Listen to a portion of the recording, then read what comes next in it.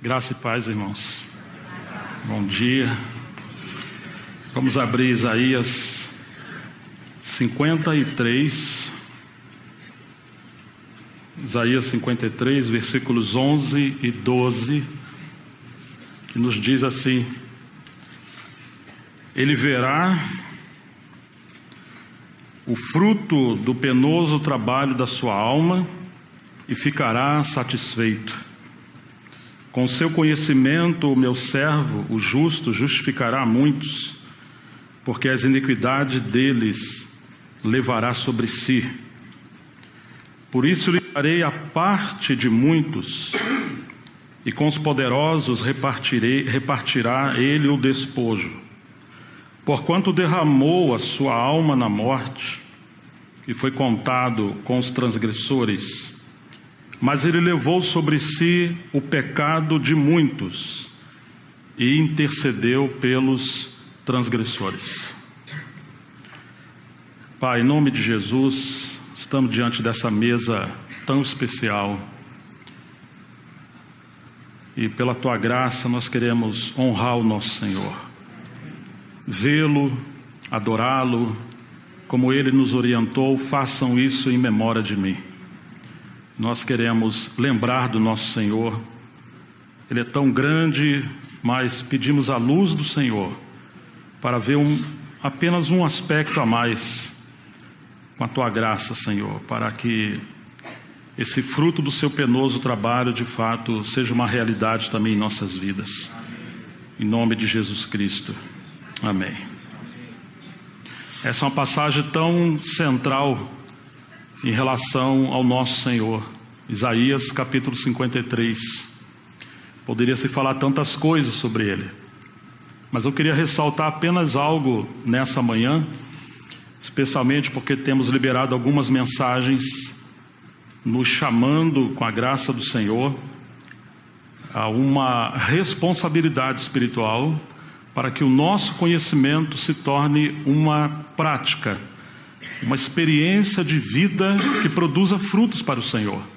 E temos falado alguma coisa sobre avivamentos.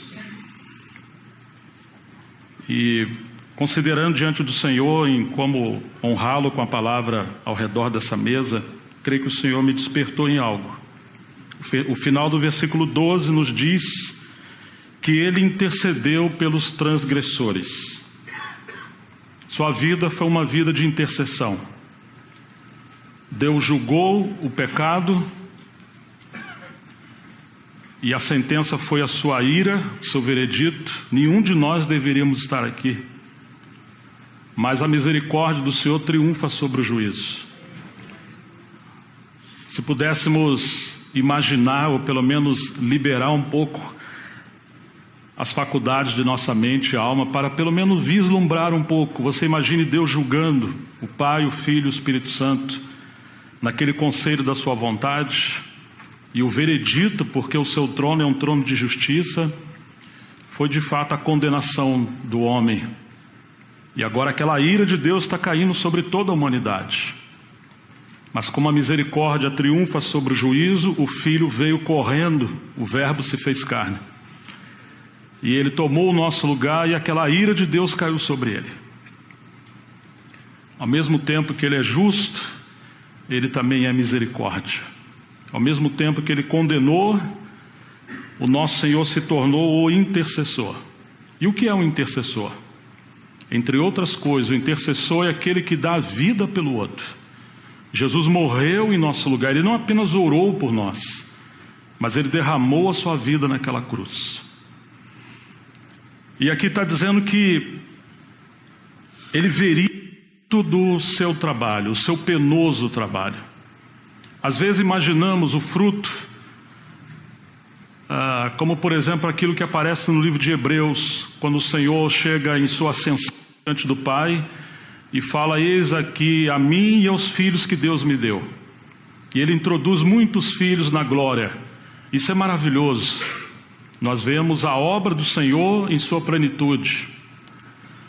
Mas enquanto o Senhor não volta, o que o Senhor espera de nós? Nós aguardamos a volta do Senhor. Mas enquanto o Senhor não volta, Graças ao Senhor por podermos adorá-lo nessa mesa e vê-lo nessa manhã. Mas será que o Senhor espera algo mais de nós? O que estará fazendo o Senhor enquanto Ele não vem? As Escrituras falam o que Ele está fazendo, mas apenas nos lembrando essa questão do intercessor, Moisés, ele representou o Senhor no Velho Testamento. Há uma passagem muito especial no Salmo 106,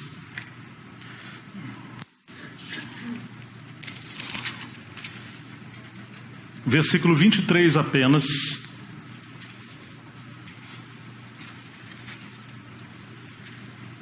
Salmo 106, versículo 23, que nos diz: por isso disse que os destruiria, não houvesse Moisés, o seu escolhido. Salmo 106, versículo 23. Por isso disse que os destruiria, não houvesse Moisés, seu escolhido, ficado perante ele na brecha, para desviar a sua indignação, a sua ira, a fim de destruí-los. A versão Almeida atualizada diz: se Moisés não tivesse intercedido. Deus queria destruir aquele povo. Esse salmo fala, entre outras coisas, da rebelião do povo de Israel. E Moisés intercedeu ao ponto de falar: Senhor, então o Senhor risca-me do teu livro. Moisés estava mais preocupado com a glória de Deus. Ele estava disposto a morrer e perder, inclusive, a sua eternidade com Deus, porque Deus havia feito um pacto a Abraão. Deus havia feito promessa aos pais. Isso é um intercessor. Preocupado com a glória de Deus, Moisés estava disposto a perder sua própria vida. E ele intercedeu e aplacou a ira de Deus. Mas você está vendo que Moisés está, de alguma forma, personificando esse Espírito de Cristo como um intercessor. Alguém que está disposto a morrer por pessoas que não merecem o favor de Deus. Quando chegamos um pouco adiante, no livro de Hebreus, no capítulo 7, versículo apenas 25.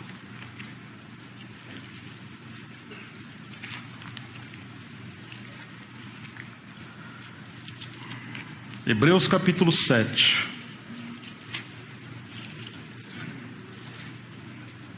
Versículo 25. Portanto, pode também salvar perfeitamente os que por ele se achegam a Deus, vivendo sempre para interceder por eles. Que ministério o Senhor está desenvolvendo hoje? E a gente vê que Ele está à direita do Pai, em sua ascensão, glorificado. Mas enquanto Ele está diante do Pai, Ele está intercedendo pelo seu povo. Ele está intercedendo por todos nós. Nós estamos aqui por causa da intercessão do Senhor, por causa da graça do Senhor. Ele exercita um ministério. Mas o que é surpreendente é que ele vive para interceder, mas não somente isso. Vamos em Romanos capítulo 8, versículo 22. Romanos 8, 22. Nos diz que toda a criação geme e está juntamente com dores de parto até agora. A criação está gemendo com dores de parto. Você imagina, é o versículo 22 do Romanos 8.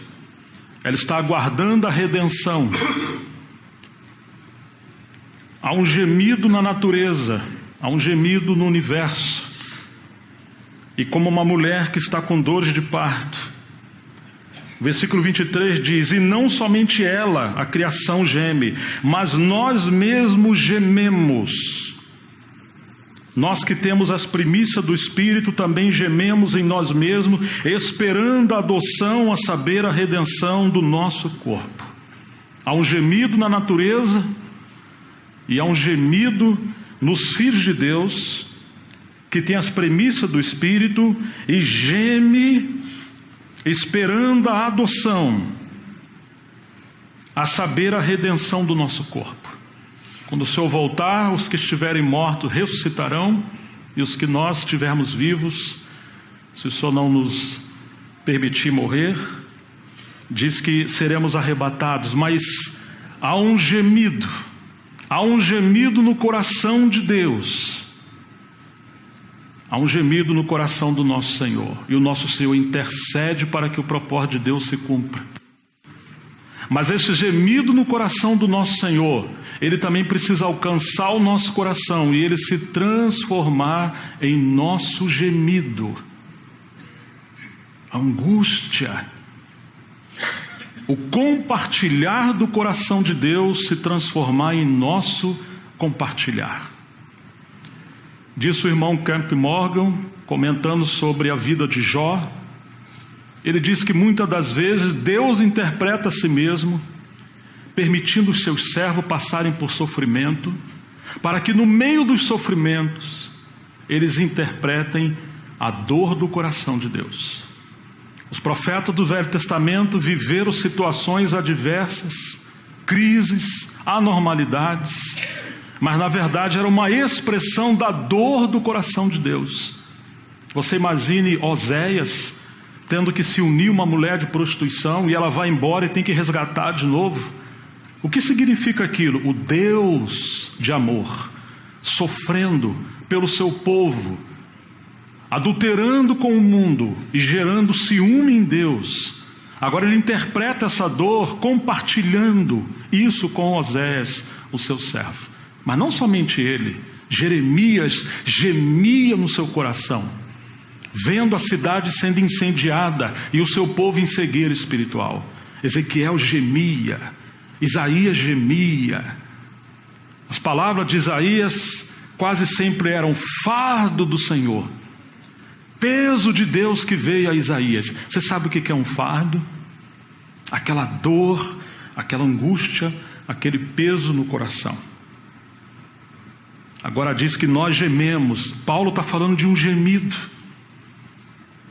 Mais adiante, versículo 26, da mesma maneira também o Espírito nos ajuda em nossas fraquezas, em nossas limitações. 8:26, porque não sabemos o que havemos de pedir como convém. Romanos 8:26, não sabemos pedir, nossas orações são tão egoístas e tão voltadas para um tempo fútil muitas das vezes, em coisas vis muitas das vezes, nossas coisinhas. Mas o mesmo Espírito intercede por nós com gemidos inexplicáveis, com palavras às vezes ilógicas e irracionais, mas elas interpretam o peso do coração de Deus, a paixão de Deus, o clamor de Deus, a angústia de Deus. Vocês se lembram que falamos do livro de Ezequiel, aqueles 4 seres viventes se movendo nos céus, e as rodas na terra girando, e o espírito dos seres viventes estava no espírito das 4 rodas, e elas agora passam a seguir o mover de Deus nos céus. Essa união dos céus com a terra. E quando você tem a união dos céus com a terra, isso desencadeia as intervenções de Deus na história e muda o curso do seu povo. Irmãos, há um mover no coração de Deus, e a igreja e a obra são como rodas na terra. O Espírito está gemendo, chamando a nossa atenção, para que a intercessão do Filho se torne a nossa intercessão, para nós podermos acompanhar o mover do Espírito agora na terra, nesse tempo que nós vivemos. Tudo que Deus fez no passado almeja uma colheita no tempo do fim. Aquela geração do primeiro século foi fiel. Seremos fiéis? Ele verá o fruto do seu penoso trabalho e ficará satisfeito. Mas o que é o fruto ali, irmãos, senão filhos semelhantes a Ele, que trazem esse fardo, Porque ainda que o Senhor está assentado à direita do Pai, Ele intercede. O que Ele espera de nós? Que hoje sejamos esse fruto, até que sejamos arrebatados. Que haja essa identificação com a dor do coração de Deus. E que a igreja, que é o corpo de Cristo, possa compartilhar também esse gemido do Senhor. Mas nós não sabemos orar. Mas temos o Espírito, o intercessor. Ele intercede por meio de nós com gemidos inexprimíveis. Você já experimentou a angústia do Espírito? Você já obedeceu ao Espírito Santo quando Ele te convida para a oração? Quando você acorda de madrugada, você acha que é apenas uma coisa que você comeu que está te fazendo mal? Você acha que é só as preocupações da vida? Nunca passou na sua cabeça que pode ser o Espírito te chamando para um lugar secreto, de entrar diante de Deus e compartilhar desse gemido com Deus? Você tem desenvolvido uma vida de oração? Ou será que estamos tão distantes com as coisas dessa terra, que estamos aprisionando o intercessor que habita em nós? A maior fraqueza que podemos ter nesse tempo seria a falta de uma vida de intercessão. Deus não pode avançar a sua obra senão por meio da intercessão do seu povo. E agora diz que Ele geme, há um gemido. Verso 27, e aquele que examina os corações sabe qual é a intenção do Espírito, porque é Ele que, segundo Deus, intercede pelos santos e através dos santos. Não é uma intercessão sem a cooperação dos santos, mas é um gemido compartilhado dentro dos santos, o gemido do Espírito. Ora, não sabeis que vocês são o templo do Espírito Santo? Que o corpo de vocês não pertence a vocês mesmos? Que vocês não podem viver de qualquer maneira? Que não podemos ter uma vida leviana? Que não podemos ter uma vida fútil? Que você não pode tratar o seu corpo e seu tempo de qualquer maneira? Se há um gemido no coração de Deus, se há uma intercessão do Espírito, e se o Espírito de Deus habita em você, por que não ter uma vida de intercessão? Por que Ele se move nos céus e não nos movemos na terra? Muitas das vezes é porque estamos distraídos. Essa é a mesa santa do Senhor. Louvado seja o seu nome por isso. Mas que isso não se torne apenas uma liturgia. Que possamos nos identificar com as dores do coração de Deus. Uma aliança, um pacto. Ele morreu, Ele derramou a sua vida. Isso é intercessão. Se não tivermos dispostos a morrer pelo Senhor, nós somos os fariseus do século 21. Que conhecemos a lei, que praticamos a liturgia, mas excluímos Deus de nossa vida? Não, irmãos. Minha casa será chamada casa de oração para todas as nações. E o Senhor reclamou com ele: vocês têm transformado a minha casa em um covil de salteadores, ladrões. Quando a casa é voltada só para vocês, e pessoas estão perdidas, e nós estamos felizes vendo nossa televisão, nosso smartphone, nossos shoppings, nossa vida, e que se vira aos perdidos. Talvez somos hipercalvinistas, que se Deus quiser que Ele salve as pessoas. Não, irmãos, há uma responsabilidade séria com o homem. A graça não anula a responsabilidade humana. Moisés intercedeu, os santos intercederam, o nosso Senhor intercedeu. Quando chegamos em Romanos 9, esse é o último versículo, perdão, aqui no Romanos 8 ainda, o versículo 34, diz assim: quem é que condena? Pois é Cristo que morreu, ou antes quem ressuscitou dentre os mortos, o qual está, Romanos 8,34, perdão, irmão, Ele está à direita de Deus e também intercede por nós. Você está vendo que o seu Senhor está muito ocupado. Ele não está descansando. Ele está gemendo. Ele está intercedendo. Estamos ouvindo, o Senhor não voltou porque a noiva não está pronta. Oh, irmãos, como estará pronta se o noivo geme e nós estamos distraídos? Como disse o irmão Tozer, o problema do nosso tempo é que os santos se sentem muito à vontade nesse mundo. Esse mundo, dizia ele, não é um jardim, um lugar de lazer. É um campo de batalha. Nós estamos em guerra. Em guerra. E se o inimigo puder nos distrair, e essa nossa maior distração puder ser a religião, para ele será um grande lucro.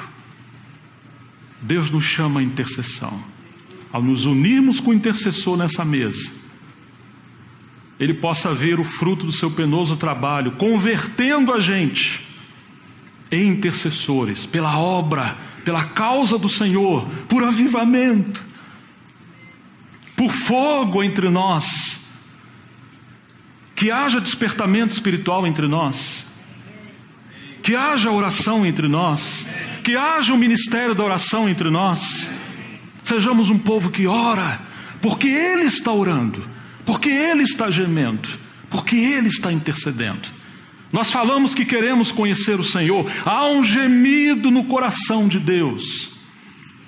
Disse Isaías gemendo: o boi conhece o seu possuidor, o jumento conhece a manjedoura do seu dono, mas Israel, meu povo, não me conhece. Está distraído. Deus está se movendo de um jeito, Israel está indo para outro jeito. E matavam os profetas porque eles eram aqueles que tocavam a trombeta, chamando o povo de Deus de volta.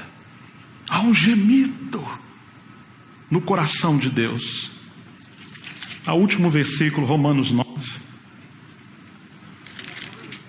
Romanos capítulo 9. Apenas o versículo, começando do 1. Em Cristo digo a verdade, não minto, dando testemunho à minha consciência no Espírito Santo, que tenho grande tristeza e contínua dor no meu coração. Tristeza, dor, gemido. Você já leu na Bíblia um profeta falando ai, ai, com dores no seu coração? Eu tenho dor no meu coração, eu tenho tristeza no meu coração, e eu mesmo poderia desejar ser anátema de Cristo, por amor de meus irmãos que são os meus parentes segundo a carne. Paulo preferia, como Moisés, ser cortado, maldito, separado, porque ele tinha uma dor terrível no seu coração. O seu povo Israel, o povo judeu, estavam distraídos com a religião e perdidos em relação ao propósito de Deus. O que Paulo estava fazendo? Se o Senhor quiser, o Senhor vai fazer algo. Não! Paulo gemia, Paulo tinha dor, e essa dor não era de Paulo, essa dor era do intercessor à direita do Pai. E o Espírito Santo agora uniu o coração de Paulo com o coração do Senhor.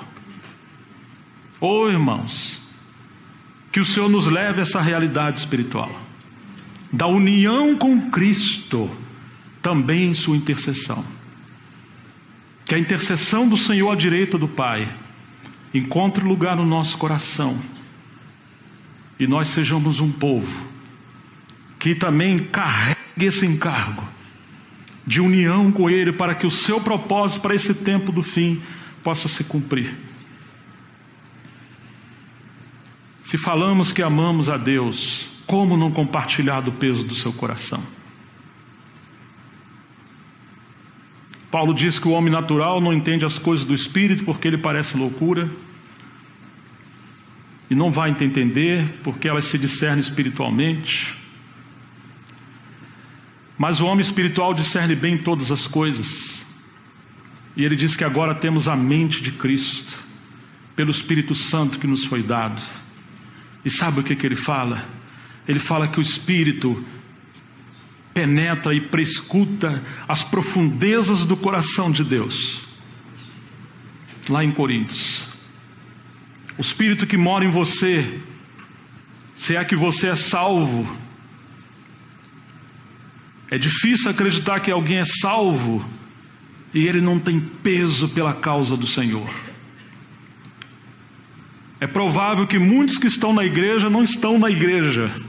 Eles estão na igreja, vamos dizer, assembleia, transitando, mas não nasceram de novo porque levam uma vida muito confortável com esse mundo. Ah, mas se você nasceu de novo, não apague o Espírito de Deus que habita em você. Não entristeça o Espírito de Deus que habita em você. Não se sinta confortável com esse tempo de apostasia. O Espírito que foi dado a você e a mim prescuta as profundezas do coração de Deus. E esse Espírito mora em você. E se você leva uma vida diante de Deus, você vai ver que há dor no coração de Deus, um gemido. E Ele está chamando o seu povo de volta. Está chamando. Os olhos do Senhor passam por toda a terra. Ele está chamando, Ele está procurando pessoas. E Ele quer que a igreja seja como essa mulher que, com dores de parto, possa gerar esse filho varão no sentido de maturidade. Até que quando chegamos no final do Apocalipse, que diz que o Espírito e a noiva dizem: vem, ora vem, Senhor Jesus. Ou seja, que o mesmo clamor do Espírito Santo possa ser também o nosso clamor. Um clamor só. Oh, irmãos, graças ao Senhor por sua mesa. Mas vamos nos lembrar, Ele intercedeu por nós. Ele é o intercessor. Agora Ele enviou o Espírito Santo. O Espírito Santo geme, porque Deus geme. O Espírito Santo mora em nós. Que ao tomarmos do pão, tomarmos do cálice, venhamos renovar a nossa aliança, entregar nossas vidas ao Senhor. Precisamos nos converter. Nós precisamos pregar o Evangelho para os crentes hoje, irmãos. Eu creio que nós precisamos fazer apelos, convocando o povo ao arrependimento hoje, porque nós estamos distante de Deus, inchados de conhecimento e o coração apostatado muitas das vezes. Mas que possamos nos render, nos converter. Ao tomar desse cálice, comer desse pão, lembramos que o nosso Senhor, que falamos que amamos, Ele está gemendo. Há uma dor no coração do Senhor pelo seu povo. E que o Espírito Santo possa nos encher. E Ele ter esse fruto que Ele busca nesse tempo. Em nome de Jesus Cristo.